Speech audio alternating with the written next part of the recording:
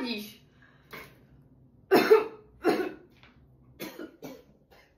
Však se stříkám deodorantem. Čím víc ho nastříkáš, tím méně se potíš. Tak stříkám, co můžu. Blaženko, ale to je za první blbost. A za druhý, deodorant ti nepomůže. Jestli si potřebuješ dát něco, co ti zabrání pocení, tak si potřebuješ dát antiperspirant.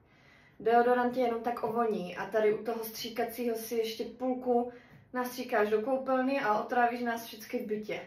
No ale já se potím hodně, tak já nevím, co mám dělat. No holčičko, ty máš to pocení podle mě po mně. Já ti musím dát ten svůj antiperspirant, co používám. Počkej, já ti ho donesu.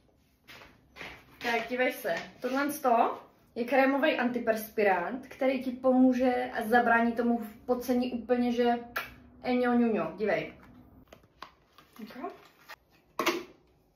A to je takový krém, kterým se jako namažu, jo, uka? Normálně ano, on je v takový krémový formě, ty si ho dáš tady normálně pod paží, rozmažeš si ho a on ti opravdu zabrání pocení. A na to, aby si vonila, si dáš voňavku. Rozumíme si? Takže tohle si dám pod paží a navoním se normálně voňavkou. A pak nebudu smrdět, jo? Markéta se mi za to minule smála totiž. No, tak teď už nebudeš a Markéta nebude mít na tebe co říkat.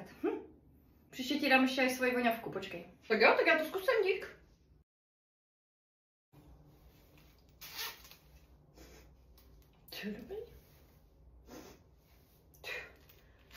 Hele, mami, já už se normálně nepotím. Já ti to říkala.